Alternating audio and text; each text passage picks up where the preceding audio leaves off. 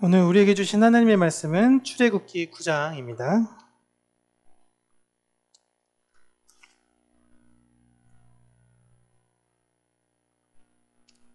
9장 1절에서 우리 12절까지 함께 읽겠습니다.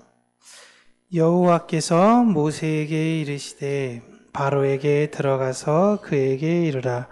히브리 사람의 하나님 여호와께서 말씀하시기를 내 백성을 보내라. 그들이 나를 섬길 것이니라.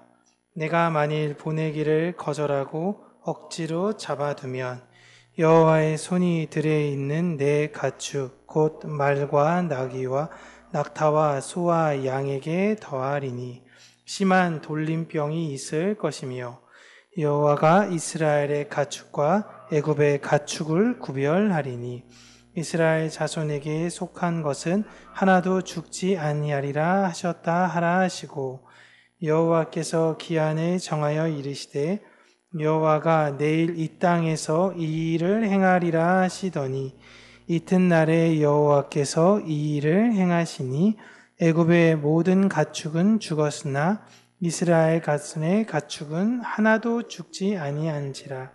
바로가 사람을 보내어 본즉 이스라엘의 가축은 하나도 죽지 아니하였더라. 그러나 바로의 마음이 완강하여 백성을 보내지 아니하니라. 여호와께서 모세와 아론에게 이르시되 너희는 화덕에 제 두 움큼을 가지고 모세가 바로의 목전에서 하늘을 향하여 날리라. 그 재가 애굽 온 땅의 티끌이 되어 애굽 온 땅의 사람과 짐승에게 붙어서 악성 종기가 생기리라. 그들이 화덕의 재를 가지고 바로 앞에 서서 모세가 하늘을 향하여 날리니 짐승에게 붙어 악성 종기가 생기고 요술가들도 악성 종기로 말미암아 모세 앞에 서지 못하니 악성 종기가 요술사들로부터 애굽 모든 사람에게 생겼음이라. 그러나 여호와께서 바로의 마음을 완악하게 하셨으므로 그들의 말을 듣지 아니하였으니 여호와께서 모세에게 말씀하심과 같더라. 아멘.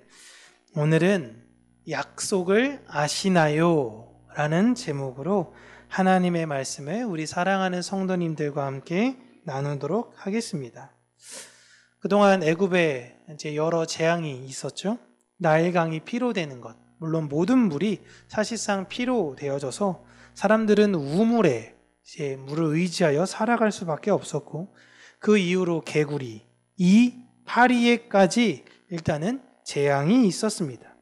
그리고 이제는 동물에게 있는 전염병과 인간의 피부병에 발현된 내용을 다루고 있어요. 정말 이제 파리까지만 해도 사람이 살기 힘들 상황인데 하나님은 이런 극한의 상황까지 만들어 가십니다. 그리고 그런 상황에서 또한 바로를 아주 강팍하게 하셔서요. 이런 일들을 계속적으로 만들어 나아가세요. 그런데 하나님의 일에는 우연이란 없죠. 이런 일을 통해서 하나님은 하나님의 백성에게 하나님의 뜻이 무엇인지를 알려주시려고 하는 것입니다. 우리는 성경을 통해서 그것을 살펴보는 거예요. 그 성경 창세기부터 계시록까지 관통된 한 단어, 그 단어가 바로 약속이라는 단어입니다. 지금까지 자신들을 괴롭혔던 그 파리들이 갑자기 다 떼죽음을 당했어요. 이것도 진짜 굉장히 신기한 거죠. 파리가 갑자기 다 사라지게 된 게. 근데 그 이후에 갑자기 가축들이 아프기 시작합니다. 지금이야 가축이 좀 전염병이 발생됐다라고 하면은 해당 축사와 그 근방에 있는 동물들을 살처분하죠. 그런데 그 시대는 사실 그렇게 하지 못했을 겁니다. 얘가 왜 이래 하다 보면 얘 병이 다른 데로도 전염이 되고 그리고 지금처럼 이런 여러 가지 하수 시스템이 제대로 정비되어지 않기 때문에 온 동네에 그냥 똥천지고 그러다 보면 전염병들이 훨씬 더 잘 퍼질 수 있는 그런 환경이었을 것이에요. 그런데 놀라운 것은 가축 중에서도 애굽 사람들이 키우는 애굽에 있는 가축들만 계속 병에 걸리는 것입니다. 그리고 심지어 죽어나가기까지 하는 거예요. 그런데 이스라엘 자손에 속한 동물들에게는 어떠한 병도 걸리지 않는 것입니다. 파리에는 사실 그럴 수 있다. 좋아, 파리까지는 내가 그렇게 될 수 있어. 하지만 이런 동물의 질병에까지 이스라엘에게만 이런 일이 일어나지 않는다면 바로는 모세가 이야기했던 그 경고의 내용들을 다시 한번 잘 새겨들었어야 하는데, 바로는 안타깝게도 굉장히 합리적이며 이성적인 사람이었습니다. 고집이라고 성경에는 이야기는 하지만 합리적이며 이성적인 거예요. 이게 하나님 때문에 일어나는 것이 아니라 그냥 우연히 일어나는 것이다 라고 생각을 했던 거예요. 그래서 이스라엘 백성들을 광야로 보내지 않습니다. 이런 바로의 합리적이며 이성적인 생각은 본인이 똑똑했기 때문에 이런 생각을 가진 것이 아니라 오늘 말씀에선 하나님께서 그를 그렇게 하셨다라고 하시죠. 이게 여러분 세상의 모습입니다. 하나님은 이 세상에 가지고 있는 생각을 지속적으로 무너뜨리고 계세요. 10가지 재앙을 정신 못 차리게 피부터 시작해서 장자의 죽음에 이르기까지 순식간에 그냥 하나님께서 하신 것이 아니라 하나씩 하나씩 얘기하고 그렇게 돼서 하나씩 하나씩 그들에 대한 모든 생각들을 무너뜨리십니다. 그렇게 이 세상의 이성적인 생각들이 하나님의 백성들이 하나님의 약속의 땅으로 가지 못하게 하는 것을 하나님께서 무너뜨리시는 것을 지금 출애굽기를 통해서 보여주시죠. 이걸 우리에게 이야기하시는 거예요. 우리가 그동안 갖고 있던 하나님을 생각했던 이성적인 생각들, 교회를 생각할 때, 구원을 생각할 때 내가 볼 땐 이게 합리적인 것 같아, 내가 볼 땐 이게 이성적인 것 같아 라는 걸 하나님께서 하나씩 하나씩 부수시고 하나님의 약속의 땅으로 그의 백성들을 인도해 내시는 모습을 출애굽기를 통해서 다시 한번 보여주고 계시는 것입니다. 이게 가장 잘 드러나는 게 요한계시록에서 드러나죠. 요한계시록에는 용이라는 어떤 신비 속에 있는 동물이라고 이야기하는데 옛 뱀, 사탄이라고 이야기하는 용이 나옵니다. 이 용이 나와서 바다에서 나오는 짐승에게 권세를 주고 이제 땅에서 나오는 짐승이 그 권세가 무엇인지를 보여주는 장면이 나와요. 사탄은 바다에 나오는 짐승에게 이성과 합리라는 세계관을 가르쳐주고 바다에 나오는 짐승은 이성과 합리라는 것을 땅에 나오는 짐승에게 전달하여 땅에 나오는 짐승인 거짓 선지자들, 이 세상의 합리론자들이 이 세상 하나님 백성들에게 너희들의 생각은 비이성적이며 비논리적인 것, 그렇게 이적과 기사만을 바라는 비이성적 삶을 살아선 안 된다라는 걸 계속적으로 우리들에게 이야기하고 있죠. 이게 계시록의 내용들입니다. 그런 상황에 하나님은요, 더 놀랍게 더 초자연적인 현상을 보여주십니다. 하나님께서는 모세와 아론에게 화덕의 제 두 움큼을 가지고 와 바로의 목전에서 하늘을 향해 날리라 라고 이야기를 하십니다. 지금으로 따지면 아궁이, 지금 뭐 아궁이도 없지만 아궁이를 다 불타고 나면 그 안에 재가 있죠. 그 재에서 두 움큼의 재를 가지고 갔다가 바로 앞에서 그 재를 뿌리라 라는 거예요. 뭐 바로의 목전에 뿌리라는 게 아니라 하늘을 향해서 뿌리라는 거죠. 그 재가 티끌이 되어 애굽 온 땅의 사람에게 또한 살아있는 짐승에게 붙어서 악성 종기가 될 거다라는 것이고 그 일이 이루어졌습니다. 그 피부병은 애굽의 요술사들에게까지 걸리게 되었을 정도로 애굽 이젠 모든 사람들, 그전에는 애굽에 있는 그냥 백성들 이야기하는 평범한 사람들 혹은 노예계층들이 그 질병에 대해서 어려웠고 상황이 힘들었다면 이젠 그게 한 단계 올라가서 귀족에게까지 그 영향이 미치게 된 것이에요. 그럼에도 불구하고 바로는 그 마음을 꺾지 않습니다. 바로는 이 모든 것이 다 우연이라고 생각하는 것이에요. 그런데 바로가 이렇게 되는 이유가 하나님께서 그가 그렇게 생각하게 만들었다라는 걸 우리는 잘 기억해야 된다라는 것입니다. 성경에서는 바로의 이런 마음을 강팍했다라고 표현을 하고 있어요. 그러니까 그의 마음이 딱딱하게 굳었다라는 뜻입니다. 즉 자신의 생각이 절대적으로 옳다는 것이죠. 그럼 하나님께서 왜 바로의 마음을 이렇게 하신 것일까요? 그건 바로가 하나님의 구원을 이 땅에 보여주기 위한 그렇게 활용되어지는 존재로 쓰여지기 위해 하나님은 그의 마음을 유연하게 부드럽게 하지 않으신 것입니다. 이게 정말 중요한 거예요. 세상에서 너무 무서운 이야기죠. 하나님의 구원을 보여주시기 위해 어떠한 사람들을 세워서 그의 마음을 강팍하게 하시더라라는 것입니다. 하나님은 자신의 백성들이 약속에 따라 가나안 땅으로 가게 하시는 것이 하나님의 목적입니다. 이걸 구원이라고 이야기하죠. 그 구원을 설명해 주시기 위해서 이 세상을 지으셨고 시간과 역사와 사건을 통해 하나님의 구원은 이것이다라는 걸 하나님은 알려주셨습니다. 하나님은 이 세상을 지으시고 그 다음에 야, 아담이 실패했다. 큰일 났는데 어떡하지? 서둘러 보수해야지. 그랬는데 사람이 또 말을 안 들어. 그러니까 다 죽여. 일단 노아를 통해서 다시금 보수하고.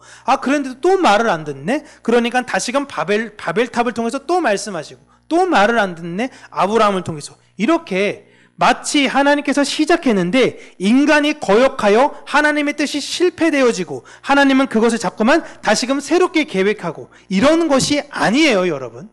이것이 아니에요. 하나님은 이 세상을 지으시기 전에 하나님의 구원을 알려주시려는 계획이 있으셨습니다.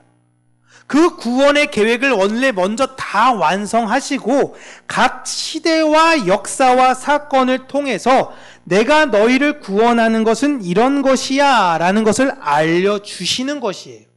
그러니까 우리는 거꾸로 해석해야 된다라는 것입니다. 시간에 따라서 이렇게 가는 것이 아니라 이미 완성되어졌어요. 그러니까 우리는 이미 구원받은 겁니다.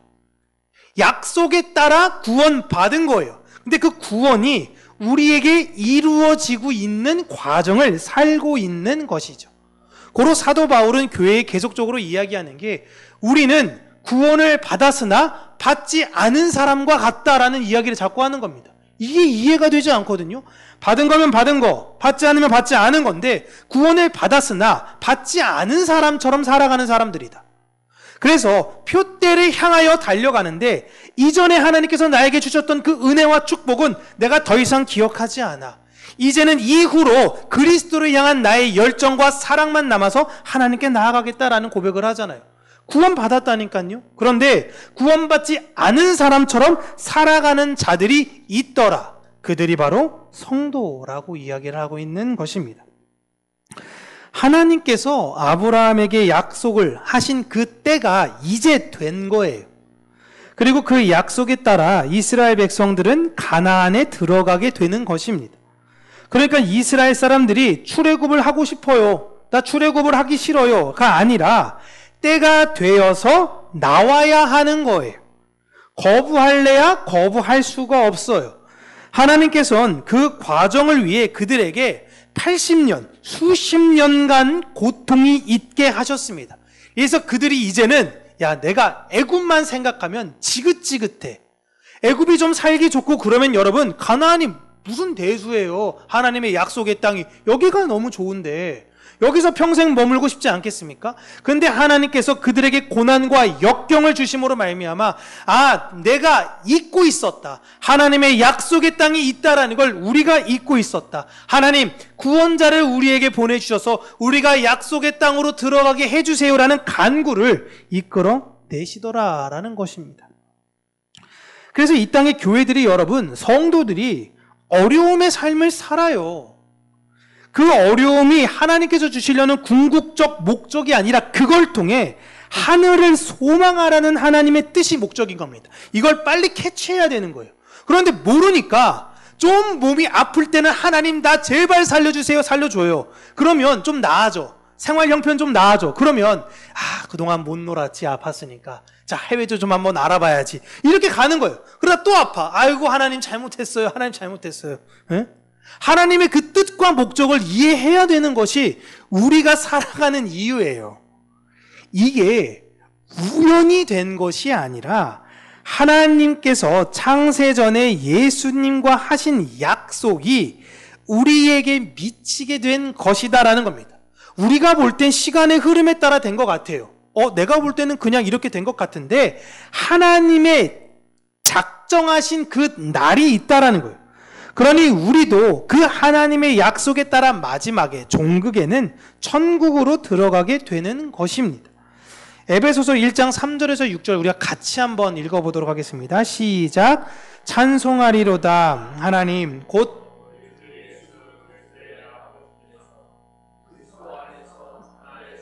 모든 신령한 복을 우리에게 주시되 곧 창세전에 그리스도 안에서 우리를 택하사 우리로 사랑 안에서 그 앞에 거룩하고 흠이 없게 하시려고 그 기쁘신 뜻대로 우리를 예정하사 예수 그리스도로 말미암아 자기의 아들들이 되게 하셨으니 이는 그가 사랑하시는 자 안에서 우리에게 거저 주시는 바 그의 은혜의 영광을 찬송하게 하려는 것이라. 아멘. 하나님이 우리를 왜 부르신 거예요? 그의 은혜와 영광을 찬송하게. 예전이었으면 점집도 찾아가고 타로도 보고 불안했기 때문에 내 인생에 있어서 뭐 물어보면 다 그래요. 그냥 재미로. 그냥 누가 믿는데요? 재미로. 근데 여러분, 사람의 뇌라는 게 한 번 머리에 콕 박히잖아요? 잘 안 떠나갑니다. 점치는 그 점쟁이가 별것도 아닌데 눈 조심해. 올겨울 눈 조심해. 이러면요. 그냥 재미로 본 건데 하는데 머릿속에 떠나지가 않아요. 눈을 볼 때마다 무서워요. 이게 사람의 여러분 연약함입니다. 그래서 하나님께서도 이스라엘 백성들에게 찾아가지도 마 라고 말씀을 하시는 거예요. 우리는 이제 내 이후의 미래에 대해서 하나님, 내 미래는 어떻게 될까요? 난 언제쯤 잘 살게 될까요? 이게 우리의 옛사람이에요. 이제 새로운 사람들은요, 내 상황과 환경이 어땠든 하나님, 나는 모든 상황 속에서 하나님의 은혜를 감사하며 하나님의 영광을 찬양하며 살겠습니다 라고 고백하는 겁니다. 근데 이게 언제 작정됐다라는 게 아닌 거예요? 창세전에, 내가 태어나기 전부터. 그러니까 1장 3절부터 나오잖아요. 찬송하리로다. 이게 하나님의 완전하신 계획이었구나 라는 것입니다. 그렇게 하나님께서 자신의 백성들을 구분 지으신 거예요. 지금 애굽에서 하나님께서 이스라엘 사람들과 애굽 사람들을 구분 지으시잖아요. 에베소서에서 보시면요, 교회를 지금 정결한 짐승으로 구분 지으시는 겁니다. 우리는 구분이 된 존재로서 하나님의 약속의 길을 걸어 하나님을 찬송하게 하려는 것이 우리를 구원하신 하나님의 목적인 것이에요. 하나님은 구원을 이루시기 위해 예수 그리스도를 교회에 보이셨다면 지금은 모세가 예수 그리스도의 예표적 역할을 하고 있는 것입니다.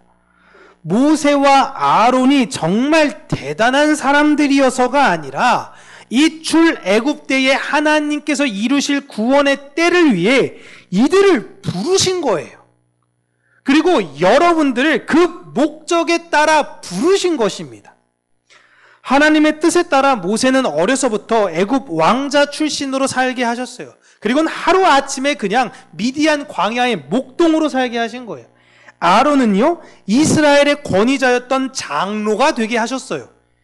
하나님의 뜻과 계획은 인간이 보기에는요, 즉답적이지가 않습니다. 그러니까 답답하게 느껴져요. 기도를 언제까지 해야 되는 거야? 내 상황이 언제쯤 나아지는 거야? 라는 것이 사람의 모습입니다. 이스라엘 사람들이 애굽에게부터 받은 핍박의 기간이 여러분 무려 80년이었어요. 80년 동안 고생을 했어요. 그동안 그들이 기도 안 했겠습니까? 내 아버지가 돌아가실 수 있는 나이예요. 너무 길잖아요, 80년. 그런데 하나님의 백성은 하나님의 때를 내가 원하는 날에 맞추는 것이 아니라 하나님의 때를 기다리는 사람들입니다. 세상은 그게 비합리적인 거예요. 빨리 네가 생각을 해서 하나님께 때를 써서 하나님 보좌 우편을 흔들어. 하나님을 흔들어서 하나님께서 원래는 야 내가 너 축복할 생각이 없었는데 한 2년 땡겨줄게. 이렇게 기도하라라고 요구합니다. 성경 그렇게 이야기한 적 단 한 번도 없어요. 세상은 그게 합리적인 거예요. 그러니까 40일 기도를 하든 1000일 기도를 하든 하나님께 나아가 간구하라는 겁니다. 성경은 어디까지나 하나님의 백성들은 하나님의 때를 기다리며 사는 사람들로 하나님께 순종하는 사람들이다라고 이야기하고 있습니다. 누가복음 1장 25절 보시면요. 예루살렘에 시므온이라는 사람이 있으니 이 사람은 의롭고 경건하여 이스라엘의 위로를 기다리는 자라. 성령이 그 위에 계시더라. 이분이 어떤 분이에요? 아기 예수님을 만난 분이에요. 이스라엘의 위로를 기다렸던 거예요. 언젠진 모르겠는데 내가 못 볼 수도 있는데 하나님 우리 이스라엘 사람들 하나님의 은혜와 사랑 안에서 그 위로를 경험시켜 주시옵소서. 날마다 성전에서 기도하셨던 겁니다. 이분 말고도 과부로 84년 살았던 안나란 분도 함께 계시잖아요. 젊은 시절 궁정에 있던 모세는요 자신의 세운 뜻에 따라서 애굽을 바꾸려고 했습니다. 그런데 그 일이 들통났죠. 그래서 미디안으로 도망갔어요. 우리는 내가 원하는 때를 하나님께 설득하는 합리론자들이 아닙니다. 그분의 때를 기다리는 사람들이에요. 이걸 가장 많이 인생에서 경험했던 분이 누구예요? 솔로몬이에요. 그래서 그가 전도서에서 이야기하죠. 내가 안 돼. 해봤는데 안 돼. 다 때가 있어. 사랑할 때가 있고 미워할 때가 있고 싸울 때가 있고 화해할 때가 있고 내가 머리가 그렇게 좋은 사람인데 안 해봤겠습니까? 근데 그가 하나님께 항복한 거예요. 다 하나님의 뜻과 때가 있는 것이구나. 그래서 우리는 창조주, 내가 젊었을 때에 창조주 하나님을 기억하며 그의 때를 기다리는 자들이 되어줘야 된다.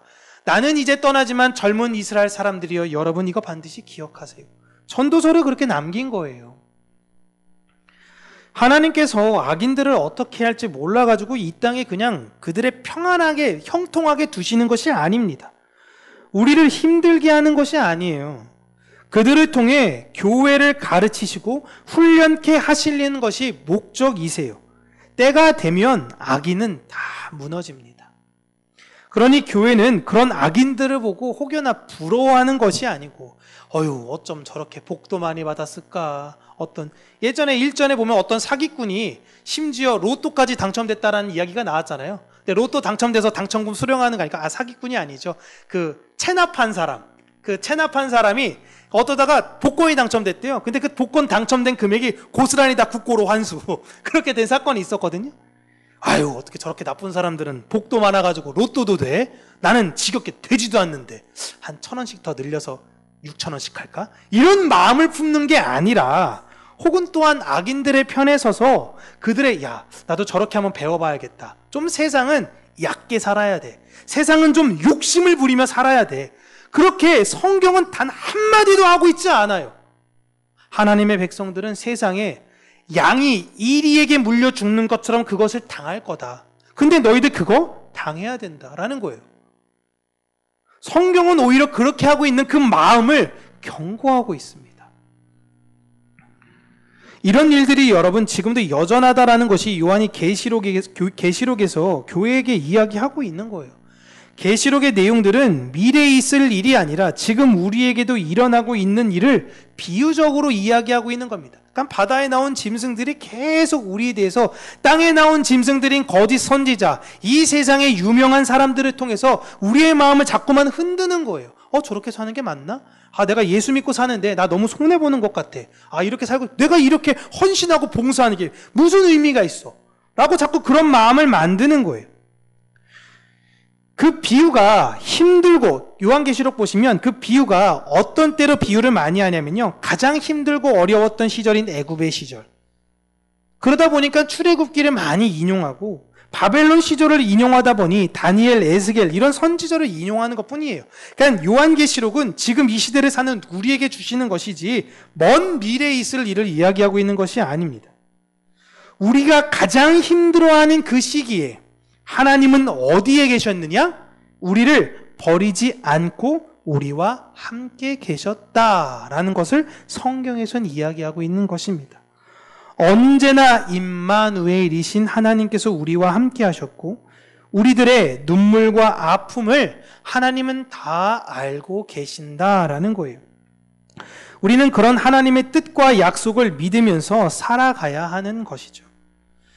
만약 지금 무서운 질병, 코로나와는 비교할 수도 없는 질병이 이 세상에 다시금 창궐하게 된다면 세상은 어떻게 반응을 할까요? 잘 몰랐는데 지금 우리나라가 빈대 때문에 좀 많이 시끄럽더라고요. 그래서 어떤 한 사람이 그 빈대 해결책으로 야, 이게 진짜 말도 안 되는 건데 바퀴벌레를 집에 놓으면 빈대가 없어진대요. 아, 이게 무슨 방법이 이래요. 그러니까 바퀴벌레 없애려면 어떻게 해요? 개미를 또 놓으면 돼요. 아, 그냥 세스코 불러가지고 처리하시면 되지. 점점 이 일을 이렇게 크게 만드냐라는 거죠. 예? 빈대 출몰했다고 난리였어요. 저 몰랐는데 인천이더라고요. 빈대 출몰 지역이. 혹시 여러분 가정은 안녕하십니까? 안녕하세요? 네. 그 작은 빈대에도 이 난리가 났어요. 여러분 지금 소들이 또 막 지금 엄청 전국적으로 죽어나가고 있죠? 아, 이거 또 속값도 오를 것 같은데 지금 경제적으로도 지금 이것저것 진짜 다 난리예요. 국정조사, 국정감사 한다 막 이런 얘기하면요. 경제적으로 지금 우리나라 심각하다라는 이야기밖에 없습니다. 다만 모세의 때와 달리 모세의 때라고 따지자면 우리 집에는 빈대가 없고 하나님 믿는 사람들에겐 빈대가 없고 하나님 믿는 그 축산업자들에게서는 소들이 안 죽고 막 이런 일이 출애굽기 따지면 생각해야 되는데 지금은 하나님 백성들도 빈대 물려요. 그들의 소도 죽을 수 있습니다. 그리고 하나님 믿는다고 해도 여러분 경제적 어려움이 없나요? 경제적 어려움이 생겨요. 그러나 하나님 백성들은요, 그러한 모든 상황에서도 하나님께서 주신 평안으로 담대하게 살 수 있는 사람들입니다. 하나님의 백성은 이 세상에서 어려움이 생기지 않도록 기도하는 자들이 아니라 어려운 상황에서도 하나님을 바라보는 것을 이 세상에 보여주는 거예요. 그래서 히브리서에 이야기하죠. 세상이 감당하지 못하는 사람들이라고 이야기하는 거예요. 갈렙과 여호수아가 하나님을 믿으라 라고 열 정탐꾼을 비롯하여 모든 이스라엘 사람들에게 이야기할 때 다른 이들은 그렇게 하지 못했습니다. 그리고 그들은 하나님을 분명히 믿었음에도 불구하고 그들과 함께 고난을 겪어서 40년간 광야를 돌았어요. 그럼에도 불구하고 그들은 불평하지 않았습니다. 그들은 하나님의 때가 있다라는 것을 기다리면서 살았어요. 하나님은 바벨론 시절에 다니엘이라는 아주 어리고 총명한 사람이 있었습니다. 그럼 이렇게 하나님을 신실하게 믿는 이 다니엘을 왕으로 만들면 되잖아요. 그죠?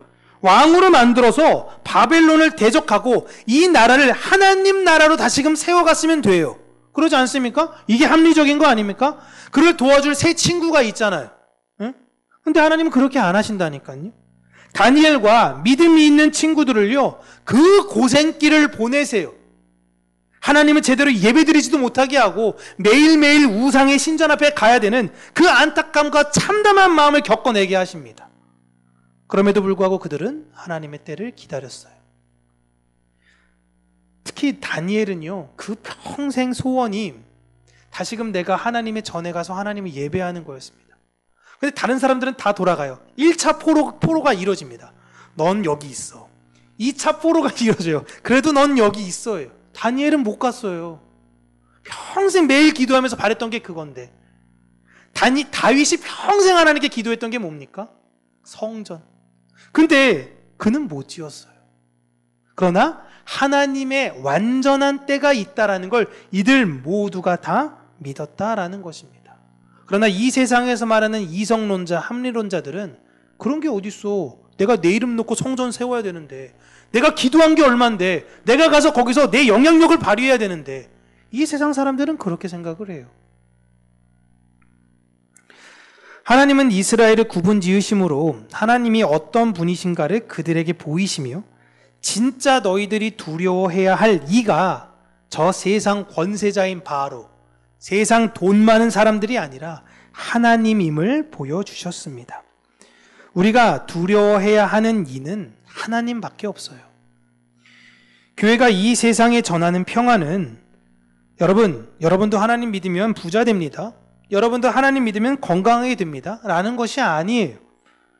어떠한 상황에서도 두렵지 않는 내가 여러분에게 설명할 수는 없지만 내가 누리고 있는 이 확실한 평안, 이것이 여러분에게도 있기를 원합니다. 이걸 아니까 전도할 수 있는 거예요. 모르고 전도하면은, 그래서 여러분 그런 일들 많이 보지 않습니까? 교회에서 보면요, 내가 누구 전도해놓고 이분은 교회를 안 나와요. 근데 전도한 그분은 하나님의 은혜 알아서 열심히 신앙생활하는 거 많이 보지 않으셨습니까? 너무 안타까운 거 아니에요? 평안을 몰랐는데 하나님께서 그분은 그냥 그런 도구로 쓰신 거예요. 너무 가슴 아픈 거죠. 저도 그럴 수 있는 거고요. 교회를 다닌다 하면서, 예수를 믿는다 하면서 왜 자꾸 불안할까? 왜 불안한지 아시나요? 오늘 제목에 그 답이 있어요. 약속을 모르기 때문에 그렇습니다. 교회가 담대할 수 있는 이유는 딱 하나예요. 하나님이 아브라함에게 약속하셨다라는 것, 하나님이 아담에게 약속하셨던 것, 하나님이 구약에 그리고 신약의 예수 그리스도께서 약속하신 그 모든 것들이 나에게 동일하게 유효하다라는 걸 믿는 거예요. 그래서 하나님을 우리가 사랑하면 그의 약속을 믿는 거예요. 사랑하는 연인들이 여러분 그때마다 문서 약간 각서 쓰고 이럽니까? 그게 무슨 사랑하는 사람이에요. 내가 너 사랑해. 그러면 내가 이 사람을 믿는 거예요. 이 사람이 하는 말을 믿는 게 사랑이에요. 하나님이 우리에게 이렇게 하시겠다. 예, 하나님, 저 하나님 사랑하기 때문에 믿습니다. 근데 왜 못 믿어요? 사랑하지 못하니까 그러는 거예요. 아니, 저분이 좀 가끔 가다가 좀 약간 잊어버리시기도 하는 것 같아 라고 들어가니까 못 믿는 겁니다. 하나님 우리에게 분명히 약속하셨어요. 요한복음 11장 25절 26절 우리 함께 읽겠습니다. 예수께서 이르시되 나는 부활이요 생명이니 나를 믿는 자는 영원히 죽지 아니하리니 이것을 내가 믿느냐. 아멘. 예수님께서 마르다에게 질문하신 거죠. 제가 여러분들에게 동일하게 질문하는 것입니다. 살아서 나를 믿는 자는 영원히 죽지 않게 되는 것, 예수 그리스도를 믿는 자는 영원히 죽지 않게 되는 걸 여러분은 믿으십니까? 약속을 모르면요, 약속을 믿지 못하면요, 불안한 거예요. 불안하니까 내가 자꾸만 뭔가를 해야 되는 거예요. 고난을 겪어도 갈렙과 여호수아, 다니엘, 에스겔, 이사야, 바울 등 이들은 불안하지 않았습니다. 빌립보에서 열심히 복음을 전했어요, 실라와. 그런데 복음을 전했다는 그 이유로 감옥에 갇혔습니다. 그 철창, 그 어두컴컴한 데 갇혔어요. 그때 바울과 실라가 뭐 했습니까? 아유, 내가 진짜 복음 전했더니 이게 웬 개고생이야. 내가 다시 좀 생각해야겠다. 이것이 아닙니다. 하나님께 기도했어요. 하나님, 내 마음이 무너지지 않게 하여 주시옵소서. 하나님을 향해서 내 마음이 흔들리지 않게 하여 주시옵소서. 그러니까 말할 수 없는 평안이 찾아오죠. 그러니까 그들이 뭐 했습니까? 하나님을 찬양합니다. 그러니까 어떻게 돼요? 감옥에 갑자기 지진이 나서 무너진 거예요. 아이고, 이게 찬양했더니 이게 웬 떡이야? 도망가지 않는 거예요. 하나님께서 이것을 왜 우리에게 왜 일을 일어나게 하신 것인가? 그때 간수장을 만나게 된 거 아닙니까? 자살하려고 하는 그 사람을. 그리고 그에게 복음을 전하고 그의 가정이 믿게 되고 빌립보에 그의 가정이 교회가 됐던 거예요. 어떤 상황과 환경에 따라서 내가 열심히 기도했으면 하나님이 요만큼 복 주고 요만큼 했으면 좀 건강해지고, 이게 아니에요. 내가 건강하지 않아요. 내가 때로는 가난해요. 부유하지 않아요. 그런데 내 삶 가운데는 언제나 웃고 즐겁고 기쁨과 감사가 넘친 것입니다. 여러분 가끔 주유소 가끔 이럴 때 보면요, 어떤 분은, 여러분 주유소 일하면 그분이 부자겠습니까? 주유소에서 일하는데, 주유소에 일하는데도 되게 흥겹게 일하는 분들이 계세요. 막 노래 부르면서. 그러면 막 나는 비싼 벤츠 타고 갔는데 나는 늘 고민하고 괴로운데, 넌 뭔데 즐겁고 행복해? 가난하면서 넌 뭔데 그래? 이런 사람들을 마주하게 돼요. 여러분, 교회가 무서운 이유가 여기에 있는 거예요. 아무것도 가진 게 없는 것 같거든요. 근데 세상 사람들이 다 가진 것 같은데, 야 부럽지? 나 이런 거 있는데 어때? 행복해 보이지 않니? 아니, 괜찮아. 넌 너대로 살아. 나는 예수님 때문에 감사하고 평안하고 행복해. 그럼 그 예수가 뭐야? 나에게도 알려줘. 그래? 내가 알려줄게. 우리는 이 세상에 담대함을 보여줘야 되는 사람들입니다. 이사야 43장 1절 3절에 하나님께서 우리에게 이렇게 약속하셨어요. 야곱아, 너를 창조하신 여호와께서 지금 말씀하시느니라. 이스라엘아, 너를 지으신 이가 말씀하시느니라. 너는 두려워하지 말라. 내가 너를 구속하였고 내가 너를 지명하여 불렀나니 너는 내 것이라. 내가 물 가운데서 지날 때에 내가 너와 함께 할 것이라. 강을 건널 때에 물이 너를 침몰하지 못할 것이며 내가 불 가운데로 지날 때에 타지도 아니할 것이요 불꽃이 너를 사르지도 못하리니 대저 나는 여호와 내 하나님이요 이스라엘의 거룩한 이요 내 구원자임이라. 내가 애굽을 너의 속량물로 구스와 스바를 너를 대신하여 주었노라. 아멘. 하나님께서 애굽을 속량물로 주셨다라고 이야기합니다. 그 말은 교보제, 그들을 통해서 너 바라봐 라는 거예요. 우리는 애굽의 재앙을 통해 하나님이 누구신지, 하나님의 약속은 반드시 이루어진다라는 걸 다시금 바라보게 되었습니다. 이 이야기가 그들만의 역사 속의 이야기가 아닌 거예요. 오늘날을 살아가는 우리에게 동일하게 적용되는 것이고, 하나님은 여러분들 가운데 재앙을 주신 이유는 그 재앙을 통해서 하나님의 약속을 다시금 회복하기를 원하신다라는 걸 잊지 마시기를 바랍니다. 이 세상이 두려움으로 여러분을 삼키려고 할 거예요. 또 떠나면 또 세상의 뉴스 보고 세상에 그러면요, 세상 다 우리나라 망한 내용들밖에 없어요. 뭐 안 좋은 내용들밖에 없어요. 그렇죠? 그때마다 여러분 우리가 기억해야 되는 건 뭐예요? 하나님의 약속이에요. 약속을 모르시겠다라는 분은 여러분 성경을 다시금 한번 읽으세요. 정말 성경을 어디를 읽어야 될지 모르겠다라고 생각하시면 요한복음을 읽으세요. 내 상황이 성경을 읽기 여의치 않아요. 그러면 설교라도 들으세요. 우리가 또 유튜브에 이렇게 제공해 주지 않습니까? 요한계시록, 이걸 우리에게 주신 말씀이라고 이야기했죠. 1장 3절에 이렇게 이야기합니다. 서두에서부터 이 예언의 말씀을, 이 약속을 읽는 자, 듣는 자, 그 가운데 기록한 것을 지키는 자. 뭘 지켜요? 그 마음을 마음에 새기는 거예요. 이 사람들이 복이 있나니 평안을 가지게 될 것이니 이제 곧 그때가 가까이 왔다라는 것입니다. 여러분, 하나님 우리와 함께 계시다라는 것 잊지 마시고요. 평안 안에서 내가 무엇이 주어졌다라는 평안인 것이 아니라 내 안에 예수 그리스도가 계신 그 평안으로 약속을 믿으며 사는 저와 여러분들 되시기를 주님의 이름으로 축복합니다.